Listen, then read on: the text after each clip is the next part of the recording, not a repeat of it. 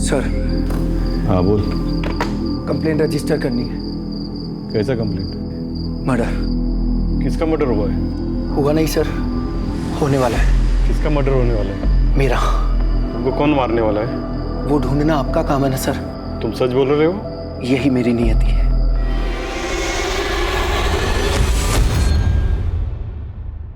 नियति, इस एक शब्द के इर्द गिर्द इंसानी जीवन का ताना बाना बना हुआ है। नमस्कार, आदाब। मैं अनूप सोनी क्राइम पेट्रोल सतर्क के ब्लैक हेडलाइंस अध्याय के आज के एपिसोड में आप सबका स्वागत करता हूं। आज की इस चौंका देने वाली ट्विस्ट और टर्न से भरपूर कहानी में आप नियति का वो खेल देखेंगे जो वाकई में हम इंसानों के वश में नहीं।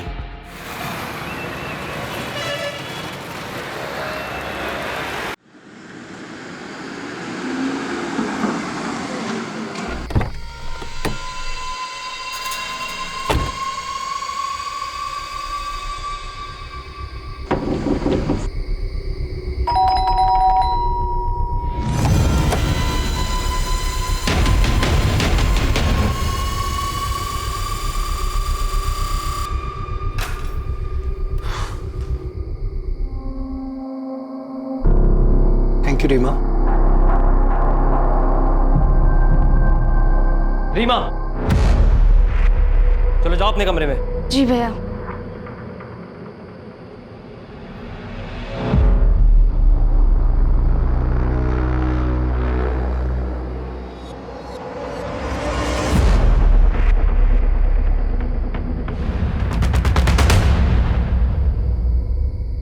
ये आयुष की हरकतें खानदान की नाक कटवा देगी। किसका खानदान? मेरा या आपका?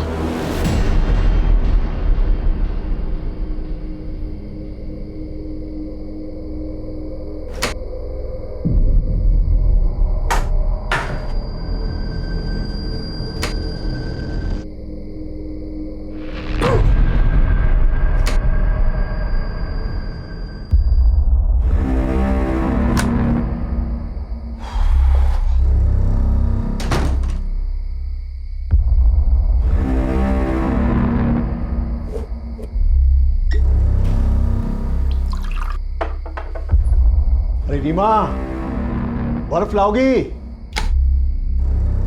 सॉरी अंकल, वो बर्फ रखना भूल गई थी। कोई बात नहीं बेटा, गलती किससे नहीं होती। हाँ, जाओ आराम।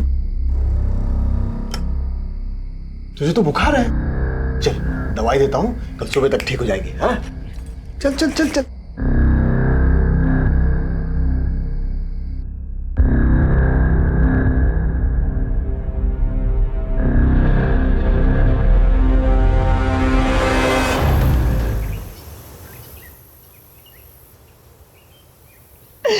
मम्मी, मोहित बहुत बुरा है।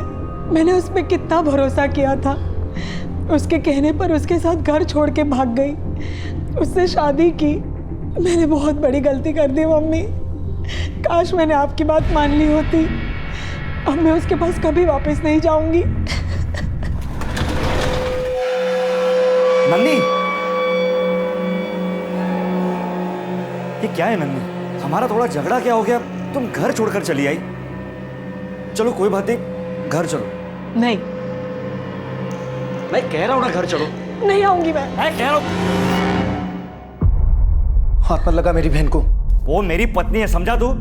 चल चल निकल अब। अरे एक मिनट, अब मैं दिखाता हूं कि मैं क्या कर सकता हूं। किसी को नहीं छोड़ूंगा। जा, मत छोड़ना, जा निकल। अब मैं बताता हूं, रुक। आयुष भैया,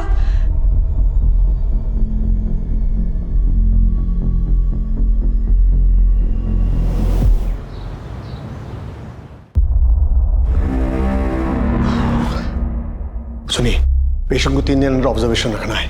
बीपी और शुगर मॉनिटर करते रहना है सर। ओके पापा, आपने मेरा क्रेडिट कार्ड ब्लॉक क्यों की? पैसे खर्च करने की एक लिमिट होती है। लेकिन आपकी दी हुई लिमिट में ही तो कर रहा हूं ना पापा। 1 महीने का खर्च 1 हफ्ते में कर रहे हो। लेकिन किसी इंसान के नो मोर आर्ग्यूमेंट्स। आप अपनी मनमानी कब तक करते रहेंगे पापा? जब तक जिंदा हो तब तक। सर वो प्रदीप जी अपने अकाउंटेंट। क्या हुआ उनको? सर जल्दी चलिए सर।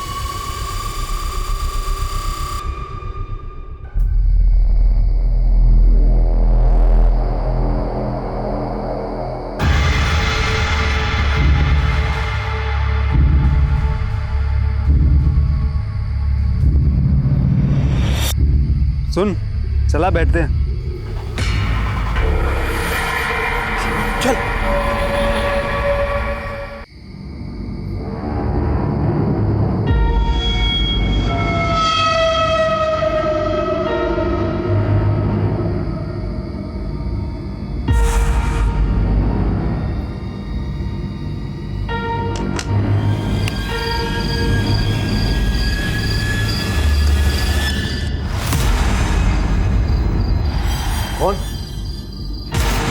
कौन है तू? ए, पीछे हटो, पीछे हटो कह रहा हूं मैं। तू?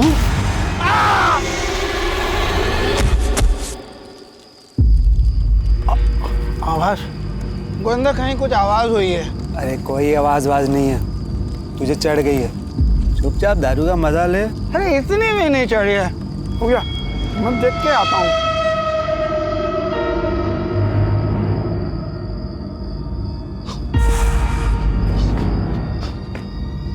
सब सब सब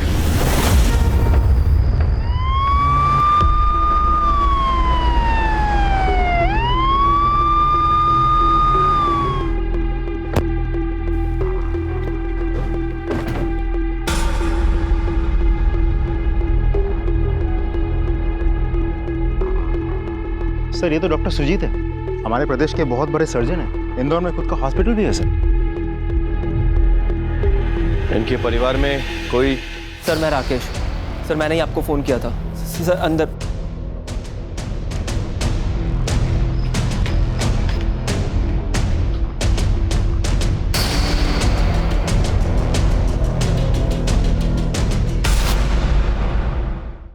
मध्य प्रदेश के जाने माने डॉक्टर सुजीत, उनकी पत्नी मालिनी और उनकी बेटी नंदिनी की बर्बरता से की गई हत्या से सभी घबरा गए थे। सवाल यह था कि एक डॉक्टर और उसके परिवार वालों की किसी से ऐसी क्या दुश्मनी थी कि इतने वहशियाना तरीके से उन सब की जान ले ली गई। आखिर क्या था इस भयंकर हत्याकांड का राज, और किसने इस जघन्य अपराध को अंजाम दिया था और क्यों?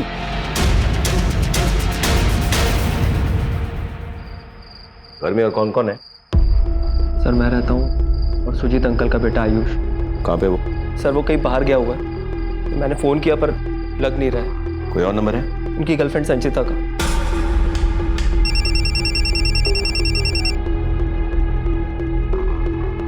राकेश भैया। जी राकेश भैया। संचिता, आयुष है? आयुष तो नहीं है। हाँ एक मिनट। हाँ नाम लो, शैतान हाजिर। राकेश भैया का फोन है, तुम्हारा फोन नहीं लग रहा है, बात करो। हाँ राकेश, कहाँ है यार तू? जल्दी आ, यहाँ बहुत गड़बड़ हो गई है, पुलिस भी आई हुई है। क्या? Hey Ayush, thank you so much यार हेल्प करने के लिए। अरे यार ये सब बातें बाद में करना, आयुष के घर पे पुलिस आई है। चल यार जल्दी। क्या पुलिस? हाँ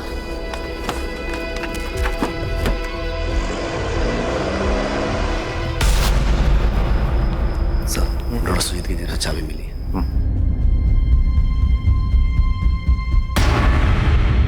कौन कौन काम करता है इस घर में? साहब मैं वॉचमैनी करता हूँ और माला यहाँ काम करती है जो दिन में ही चली जाती है। घर में इतनी बड़ी वारदात हो गई, कहाँ पे थे तुम? अब मैं इनके पास था। इनके साथ कहाँ पे थे? बगल वाले बंगले में। तुम्हारे साथ था? हाँ साहब, ये मेरे साथ ही था। क्या कर रहा था वहाँ पे? ऐसे दारू पी रहा था? नहीं। बाहर का मेन गेट तो खुला हुआ था क्योंकि तुम बगल वाले बंगले में दारू पी रहे थे, लेकिन अंदर का जो ये दरवाजा है घर का, ये बंद था या खुला था? बंद था साहब। पक्का? पक्का।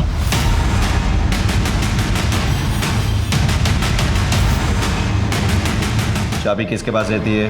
राकेश भैया के पास और मालिक डॉक्टर सुजीत के पास और आयुष भैया के पास। लेकिन सर डॉक्टर सुजीत की चाबी तो उनके जेब में से ही मिली। और किस किस के पास रहती है चाबी? मालकिन तो घर पर ही रहती है और नंदिनी दीदी की शादी हो गई इसलिए चाबी उनके पास नहीं रहती। झूठ नहीं? नहीं साहब झूठ नहीं बोल रहा हूँ साहब। कुछ तो गड़बड़ है। घर में घुसने का रास्ता एक ही है। तो महेंद्र एक काम करो, तुम आसपास पता करो, देखो कोई एटीएम है या कोई दुकान वुकान है, कोई सीसीटीवी हो तो उसका फुटेज निकाल, मुझे चेक करनी है, very important. Something is not right.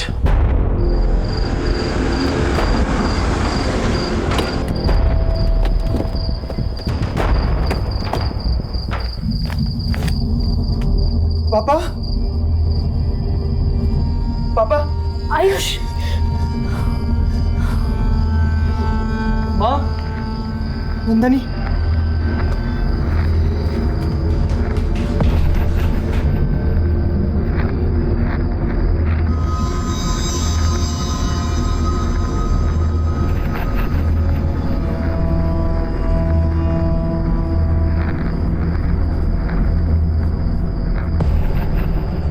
Rakesh, Reema का है, ठीक तो नहीं वो? हाँ, मैं भोपाल कल हॉस्टल से लौटा था।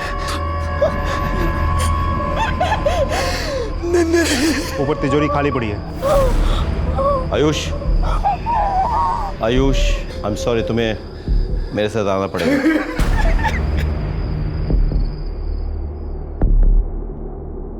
क्या था इस तिजोरी में?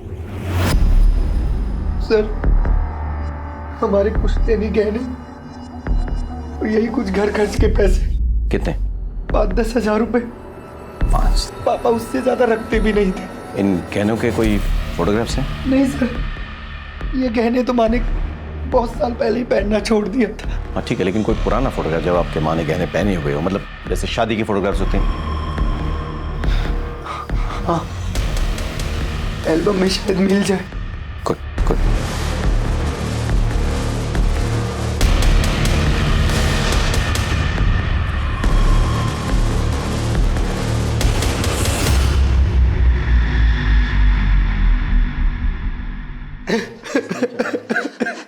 संदीप, मोहित,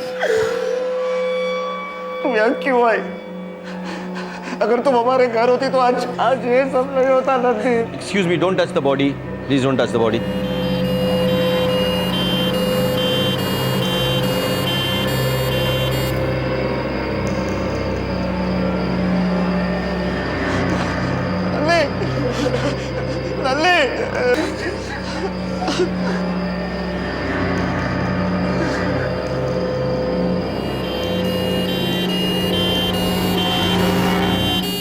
फैमिली मेंबर्स की सीडीआई रिपोर्ट निकालो, हो सकता है कोई सुराग मिले। और एक टीम को डॉक्टर सुजीत के अस्पताल भेजो, पता करो किसी इलाज में कोई प्रॉब्लम हुआ है कि नहीं। आजकल ऐसे केसेस बहुत हो रहे हैं जहाँ पे अगर कुछ हो जाता है तो पेशेंट्स डॉक्टर को जिम्मेदार ठहराते हैं और हंगामा करते हैं। Okay, let's go down with, come on sir.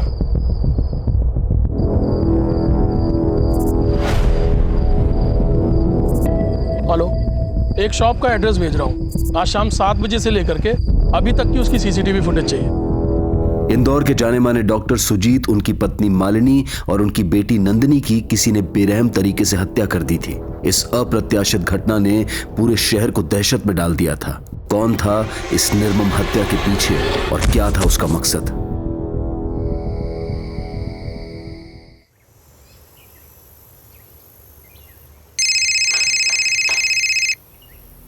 Rakesh भैया, आपका फोन बज रहा है। राकेश जी, मैं भोपाल के गर्ल्स हॉस्टल से बोल रही हूँ। जी। हमने आज अटेंडेंस ली तो पता चला कि रीमा हॉस्टल में नहीं है, और लड़कियों से पूछताछ की तो पता चला कि वो तो कल रात से ही गायब है। ऐसे कैसे हो सकता है? कहाँ है वो? आप लोग सो रहे थे क्या? उसके मोबाइल पे फोन करो। उसका मोबाइल उसके पिलो के नीचे से मिला है।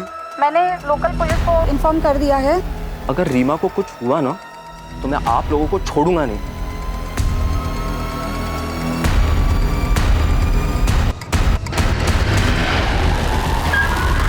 जैन सर। जैन सर, मैंने वॉचमैन और पड़ोसियों से पूछताछ की तो पता चला कि नंदिनी ने घर से भाग के मोहित से शादी की थी। अच्छा? यस सर, दोनों के बीच इन दिनों काफ़ी झगड़े चल रहे थे। जब नंदिनी को अपनी गलती का एहसास हुआ तो मायके वापस चली गई थी। सर, पोस्टमार्टम रिपोर्ट अभी बन रही है सर। डॉक्टर का कहना है कि जिस तरीके के घाव के निशान हैं वो किसी नौसिखिए का काम हो सकता है, क्योंकि कोई भी प्रोफेशनल किलर इस तरीके से वार नहीं करता। एक बात और सर, किसी भी डेड बॉडी पर उनके खुद के फिंगरप्रिंट्स के अलावा कोई और फिंगरप्रिंट्स भी नहीं है। मेरा शक सही निकला। ये महज मर्डर या डकैती का मामला नहीं है, ये एक दिखावा है, मामला कुछ और है।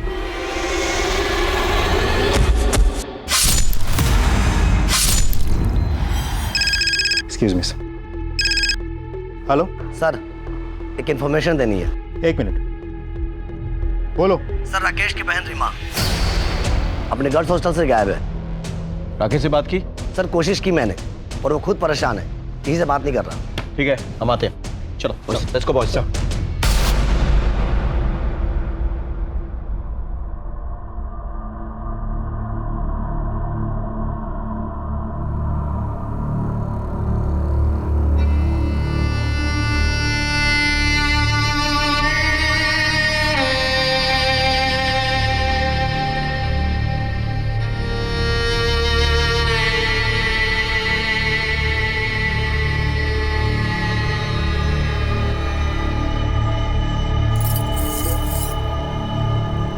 ये देखो,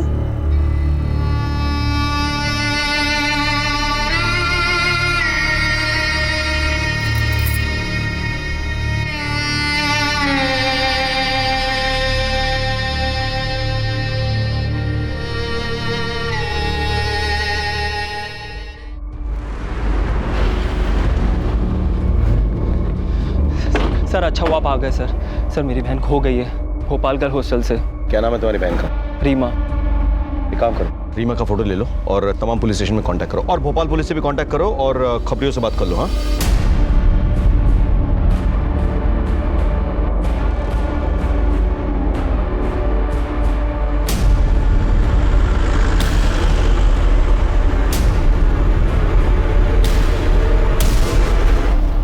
जैन सर।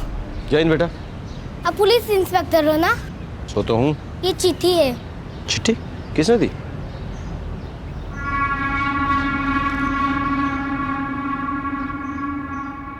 नमस्ते साहब। नमस्ते। मेरा नाम माला है। अच्छा। मैं यहाँ काम करती हूँ। सर, जब कल सुबह मैं काम के लिए आई तो मैंने देखा कि मम्मी, शायद मैं शादी के लिए रेडी ही नहीं थी। प्यार करते वक्त ऐसा लगा जैसे मोहित इस दुनिया का सबसे अच्छा लड़का है। उसके साथ शादी करके मैं हमेशा खुश रहूंगी, लेकिन सच्चाई कुछ और ही निकली। फिर क्या पिछले 1.5 साल से तुम लोग सिर्फ लड़ते रहे? नहीं मम्मी, ज्यादातर वक्त तो हम खुश ही थे, लेकिन अभी अभी बहुत झगड़े होने लगे हैं। तो फिर उन पलों के खातिर अपने रिश्ते को और एक मौका दो, देखना खुशियाँ फिर लौटेगी। साहब, माँ के कहने पे नंदिनी दीदी तो कल सुबह ही अपने पति के घर चली गई थी। जी साहब।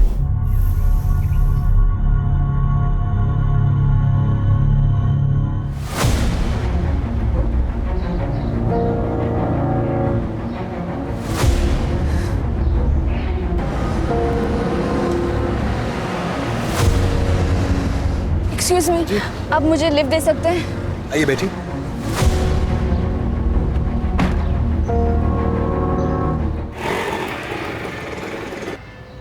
कितना? 50।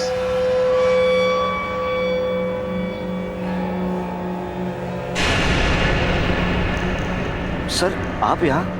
हमें तुमसे कुछ बात करनी है मोहित। हाँ हाँ, अंदर आइए ना। आइए सर।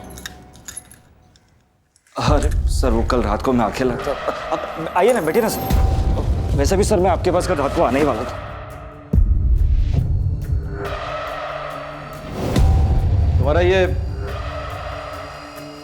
तुम्हारा शर्ट रह गया। तुम नंदिनी से आखिरी बार कब और कहाँ मिले थे? सर मुझसे एक गलती हुई है। कल नन्नी यहाँ आई थी।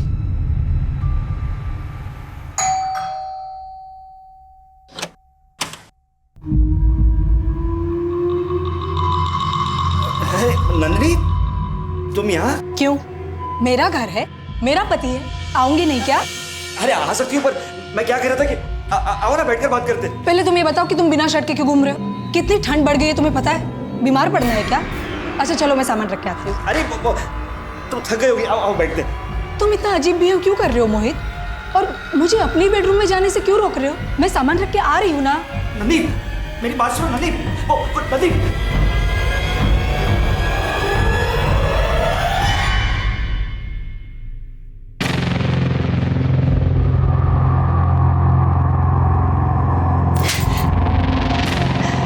मैंने कभी नहीं सोचा था कि तुम इतना नीचे गिर जाओगे। सर, अगर मैंने वो गलती नहीं की होती तो आज मेरी नंदी जिंदा होती सर। ये कल कितने बजे हुआ? कुछ दोपहर के 2-2:30 बजे हुए सर। नंदिनी का मर्डर लगभग 9 बजे के करीब हुआ, राइट? 2 बजे और 9 बजे के बीच में तुम्हें टाइम नहीं मिला नंदिनी को कांटेक्ट करने का? सर मैंने उसे काफी फोन की पर उसने मेरा एक भी फोन नहीं उठाया और उसके बाद मुझे तुरंत नंदी की मौत की खबर मिली सर।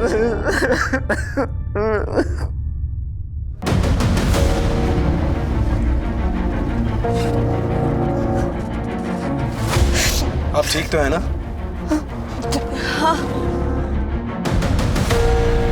सर, डॉक्टर सुजीत के घर से कुछ दूरी पे लगे सीसीटीवी कैमरे की फुटेज देखो।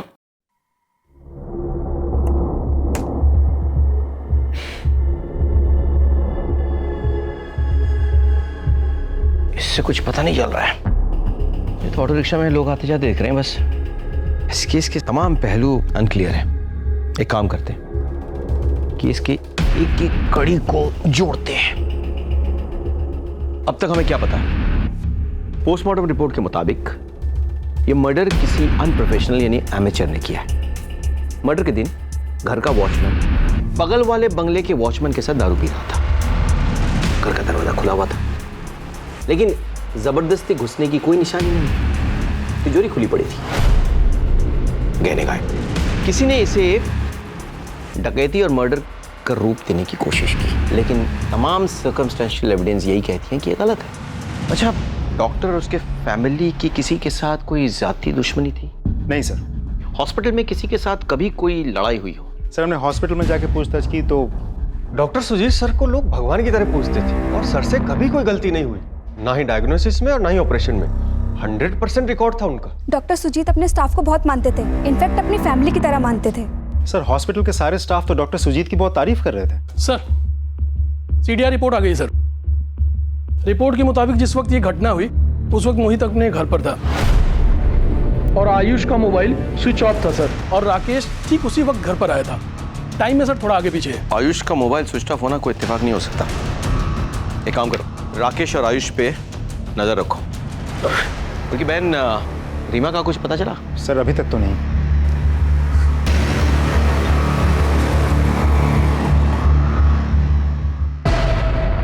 आप ये कहाँ ले जा रहे हैं? उस रास्ते पे गड्ढे और ट्रैफिक बहुत है, यहाँ से शॉर्टकट है, जल्दी पहुंचेंगी आप।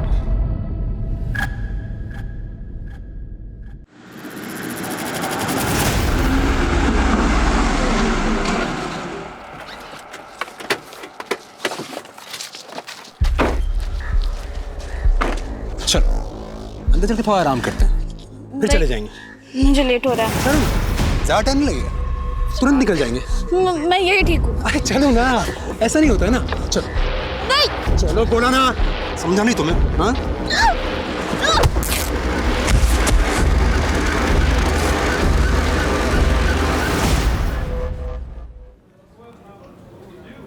सर मैं अंदर आ सकता हूँ? हाँ आइए। जय हिंद सर। जय हिंद। मैं पांडे, पलाशिया पुलिस स्टेशन। जी। डॉक्टर सुजीत मर्डर केस के बारे में हमारे पास जानकारी थी। अच्छा, व्हाट? आयुष ने अपने मर्डर की एनसी लिखवाई है? कंप्लेंट रजिस्टर करनी। कैसा कंप्लेंट? मर्डर। पर किसका मर्डर होने वाला है? मेरा।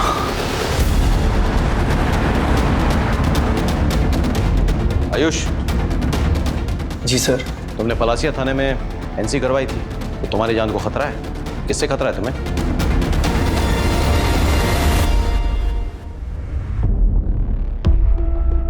मतलब तुम्हें डॉक्टर सुजीत से खतरा था? कहीं ऐसा तो नहीं कि डॉक्टर सुजीत तुम्हें मार डाले, इस डर से तुमने उन्हें पहले मार दिया? नहीं सर, उनकी नियति उन्हें ले डूबी सर। लेकिन क्यों? डॉक्टर सुजीत तो तुम्हारे पापा थे, वो भला तुम्हें क्यों मारेंगे? ये मैं आपको नहीं बता सकता सर। कोई बात नहीं, हमें तो पता चल ही जाएगा। सारे राज खुल जाएंगे।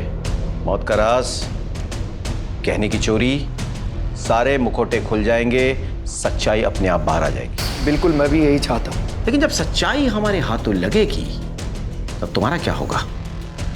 पछताओगे ना? पछताने के लिए मेरे पास बहुत कुछ है सर। आप लोगों को बताने से कोई फायदा नहीं। आयुष कुछ छुपा रहा है। कुछ तो है इनकी फैमिली में जिसके कारण आयुष ने अपने मर्डर की एनसी लिखवाई है। सारी बातें बता नहीं रहा है, but I need all the information, alright? As soon as possible पता करो।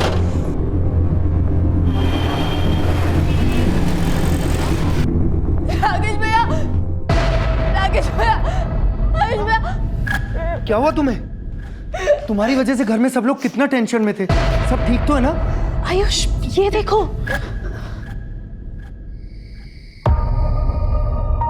रीमा, बेटे तुम्हारे साथ जो कुछ भी हुआ बहुत बुरा हुआ, लेकिन बिना बताए इस तरह से हॉस्टल से तुमको नहीं भागना चाहिए था।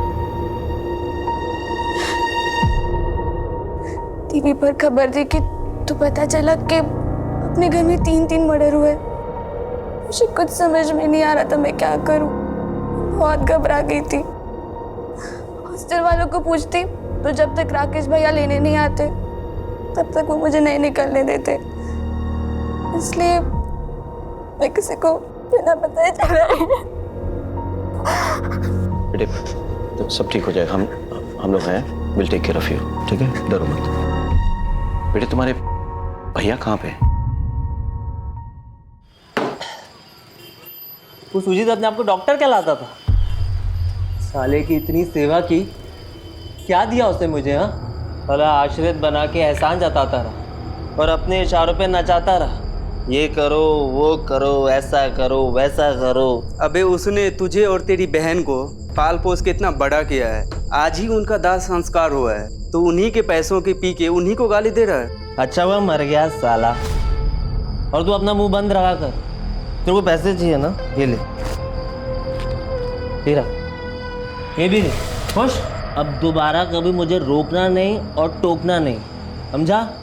अब वैसे भी बहुत जल्द मैं इसी बार में विदेशी पीऊँगा। तू जानता नहीं है, मेरी किस्मत आधी खुल चुकी है और आधी खुलने वाली है।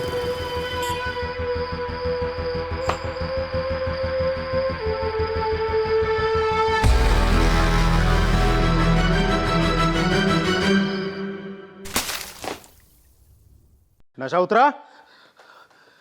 चला बता, बार में बैठ के डॉक्टर सुजीत को गालियां क्यों दे रहा था? और तेरे पास 2-2 हजार के नोट कहां से आए रे? सर, सुजीत बहुत खराब आदमी था, गंदा था वो। मेरी बहन रीमा को दवा के नाम पे नींद की गोलियां देता था। चल दवाई देता हूँ, कल सुबह तक ठीक हो जाएगी। हाँ चल चल चल चल। और देर रात उसके कमरे में जाकर उसको इधर उधर हाथ लगाता था।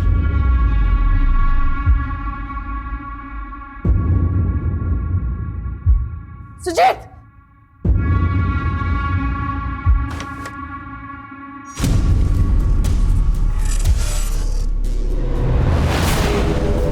तुम अपने बहन को कहीं और रखो, किसी गर्ल्स हॉस्टल में। और हाँ, सुजीत की हरकतों के बारे में उसे मत बताना, वरना उसका इंसानियत से विश्वास उठ जाएगा। सर, सुजीत की हरकत देखकर किसी भी भाई को गाली देने का मन करता। मेरा भी किया। और पैसे? रीमा की हॉस्टल फीस के लिए मालिनी आंटी ने पैसे दिए थे और अब रीमा ही हॉस्टल से वापस आ गई थी तो मैंने वो पैसे दारू में खर्च कर दिए।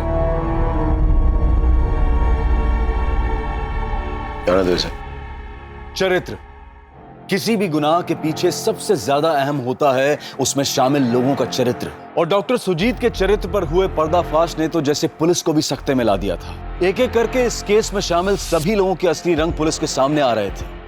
सब ने अपने चेहरे पर कोई ना कोई मुखौटा लगाया हुआ था। कौन सा चेहरा असली था और कौन सा नकली, ये पता लगाना पुलिस के लिए वाकई चुनौतीपूर्ण था।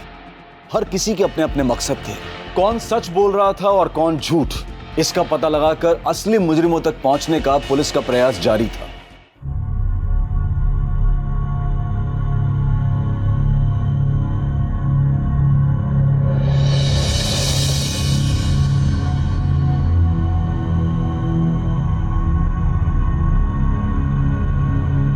सर, लिस्ट में जितने भी नंबर्स हैं।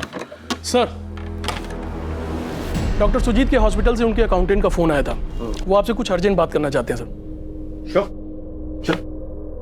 सर, उस दिन मैंने डॉक्टर सुजीत सर को 15.5 लाख कैश बैंक में डिपॉजिट करने के लिए दिए थे। क्या हुआ प्रदीप? हाँ, अरे तुम्हें तो पसीना आ रहा है। 1 महीने पहले तुम्हारी एंजियोप्लास्टी हुई है, तुम इतना केयरलेस कैसे हो सकते हो?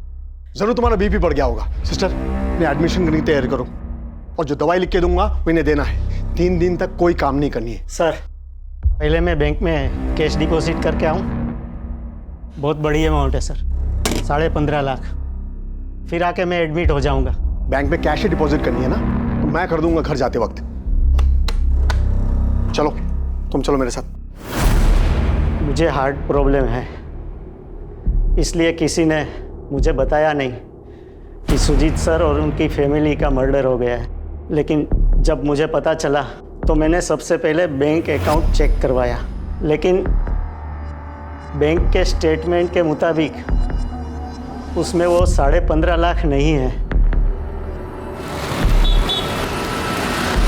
हाँ सर, डॉक्टर सुजीत आए थे कैश डिपॉजिट कराने के लिए, पर सर ट्रांजैक्शन का वक्त ख़त्म हो गया था तो हम उनका कैश डिपॉजिट नहीं कर पाए।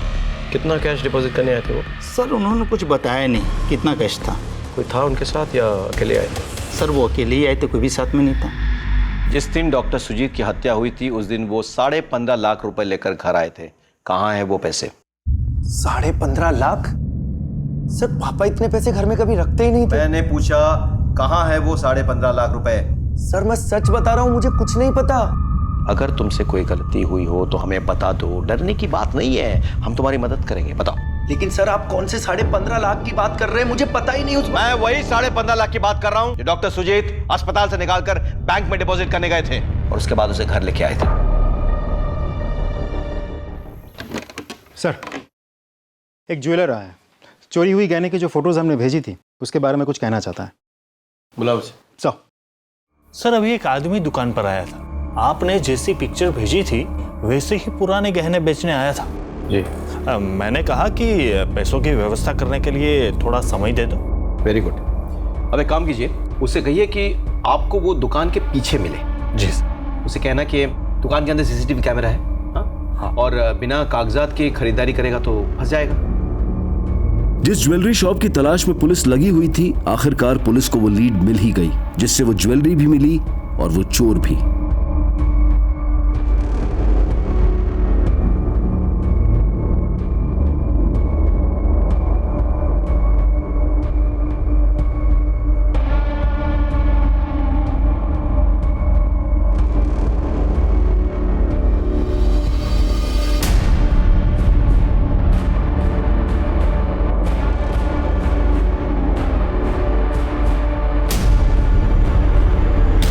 लाया हूं।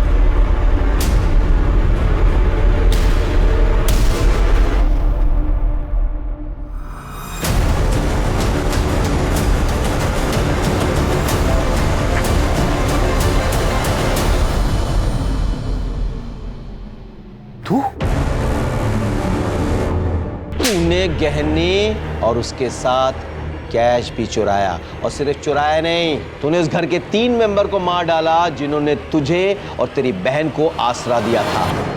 सर मैंने सिर्फ गहने चुराए हैं, ना मैंने मर्डर किया है और ना ही मैंने पैसे चुराए। सर वहाँ पे पैसे थे ही नहीं। सर मैं रीमा को भोपाल गर्ल हॉस्टल जब छोड़कर वापस आया,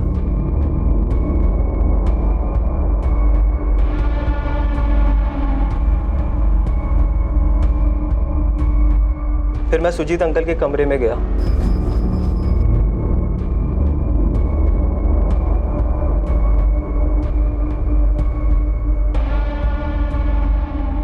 साहब मैंने मर्डर नहीं किया साहब, मैंने मर्डर नहीं किया। इसकी पूछताछ जारी रखो अलग तरीके से। राकेश के सामान की छानबीन करो, उसकी बहन रीमा का भी। राकेश का कहाँ आना जाना है, किसके साथ उठना बैठना है, कहाँ मिलना जुलना है, हर चीज पता करो। कहीं ना कहीं कैश छिपाया होगा उसने। मोहित के घर भी छान मारो, संचिता के घर भी सर्च करो। ये 15.5 लाख कैश हमें मिलनी चाहिए। इस केस का सबसे बड़ा ट्विस्ट है वो 15.5 लाख रुपए। सीडीआर रिपोर्ट के मुताबिक मर्डर के दिन डॉक्टर सुजीत की मूवमेंट क्या थी? सर डॉक्टर सुजीत पहले अपने हॉस्पिटल से निकल के बैंक गए और फिर बैंक से अपने घर पर पहुंचे, और घर पे गहने रखे थे। इसकी खबर राकेश को थी, आयुष को थी। राकेश ने गहने चुराए, लेकिन ये कैश, ये 15.5 लाख कैश ना हमें राकेश के पास मिले, ना आयुष के पास, और ना ही मौका वारदात पे आए मोहित के पास।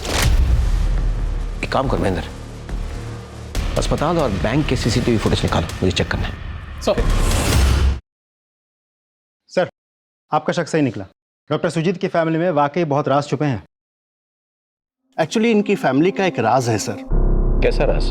आयुष सुजीत का अपना बेटा नहीं है,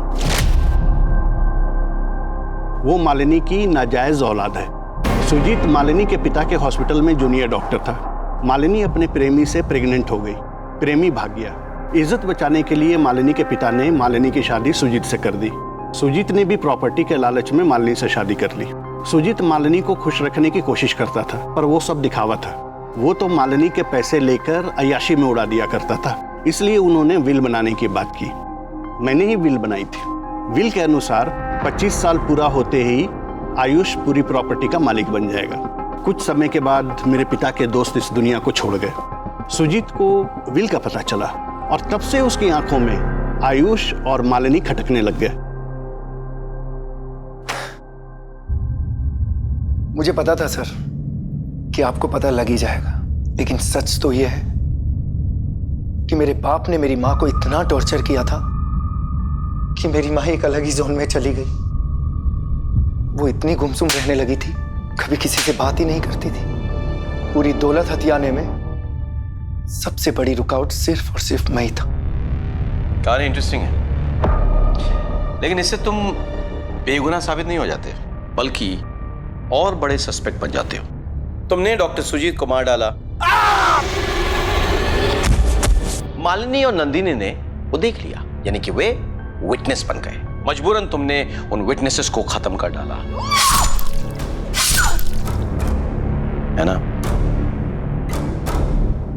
एक भरे पूरे परिवार की हत्या, 15 लाख रुपए की चोरी, रीमा की इज्जत पर की गई घिनौनी कोशिश।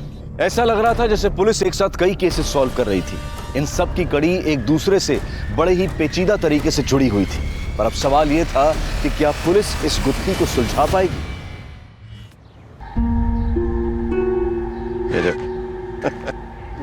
जय हिंद बेटा, जय हिंद। बड़ा हो गया क्या बनेगा? आपकी तरह पुलिस वाला। मेरी तरह पुलिस वाला बनेगा? सारे बटन तो तूने उल्टे सीधे लगा रखे हैं। कपड़े सलीके से पहनना पड़ता है पुलिस वाला बनने के लिए। मम्मी काम पे गई थी इसलिए मैंने खुद ही पहन लिया। ये तेरा बटन बाकी बटन से मैच नहीं कर रहा है। वो मम्मी ने लगाया है। तुम्हारा शर्ट रह गया। साहब, यही बंगले के कंपाउंड वॉल में ये कपड़े का टुकड़ा फंसा था, तो ये बटन मुझे अच्छा लगा तो इसलिए मैं ले आई। वो कपड़े का टुकड़ा कहाँ है? मैंने तो बटन निकाल कर यहीं फेंक दिया था। ये ढूंढ के लाइए। ये रहा साहब। अब जा सकते हैं।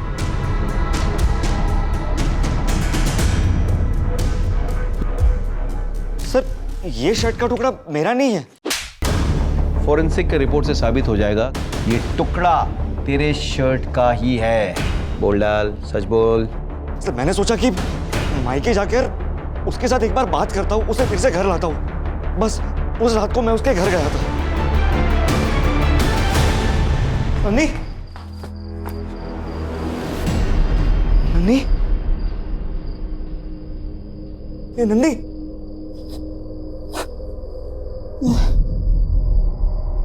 अरे देखो साहब को क्या हुआ, देखो देखो साहब को क्या हुआ, ऊपर देख रहे। बोल रहा है तू, सच बोल।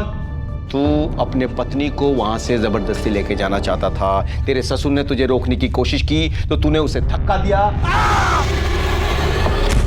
और उससे वो मर गया। बोल बोल, ऐसा हुआ कि नहीं? हाँ, तेरी पत्नी ने हमें फोन करने की कोशिश की तो तूने उसे भी मार डाला। आवाज सुनकर तेरी सास वहां पे आई, वो विटनेस न बन जाए ये सोचकर तूने उसे भी मार डाला। बोल, सच है कि नहीं? सर, ये सच नहीं है सर। 15.5 लाख कहाँ पे है? बोल। सर, इस बारे में मुझे कुछ नहीं मालूम। महेंद्र सर, अपने स्टाइल में इंट्रोगेशन जारी रखो जब तक ये सच नहीं उगल लेता। सर, मेरी बात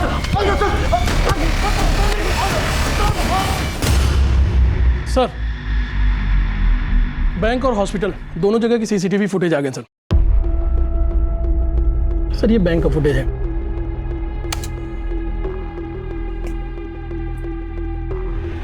ये यहाँ पे क्या कर रहा है? इसे उठा के लाओ और इसका सीडीआर रिपोर्ट निकालो, बोलो अर्जेंट है।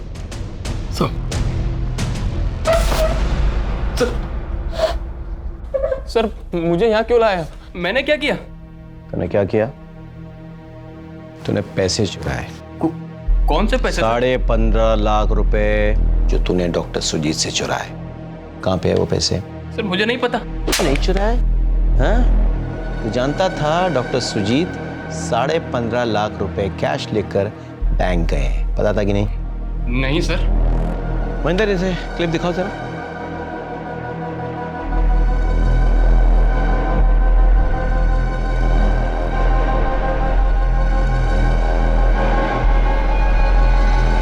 बोल, क्या कर रहा था तू उस दिन डॉक्टर सुजीत के घर पे? सर मैं वहां गया ही नहीं। हमारे पास सारे एविडेंसेस हैं, समझा? टाइम, लोकेशन, सब कुछ। तेरा मोबाइल खुद चल के तो नहीं गया था उसके घर? बता दे, देख बता दे। सर मत मारिए, बताता हूँ। प्लीज सर मत मारिए सर, सब बताता हूँ सर, सब बताता हूँ। सर मुझे दारू, ड्रग्स और लड़कियों पे पैसे उड़ाने की लत लग गई थी सर।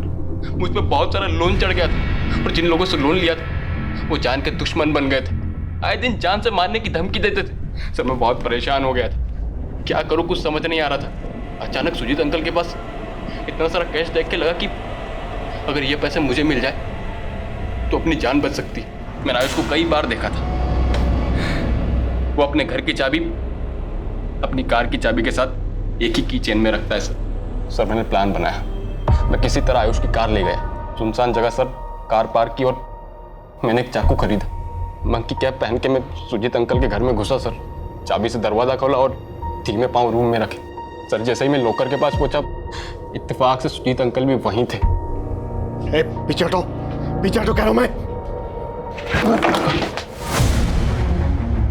तू ये काम कब से करने लगा?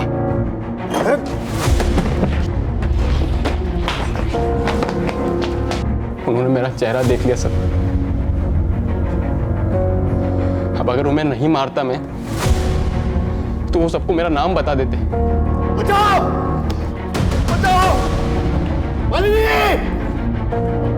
उन्हें मारना जरूरी हो गया था सर। नहीं, बैग मुझे दे दो। नहीं दूंगा। अरे मैं कह रहा हूँ बैग मुझे दे दो।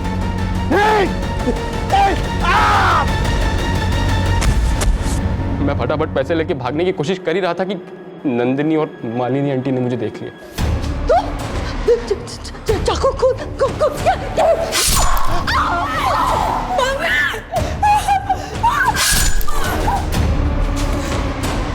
दोनों को मारने के अलावा मेरे पास कोई चारा नहीं था।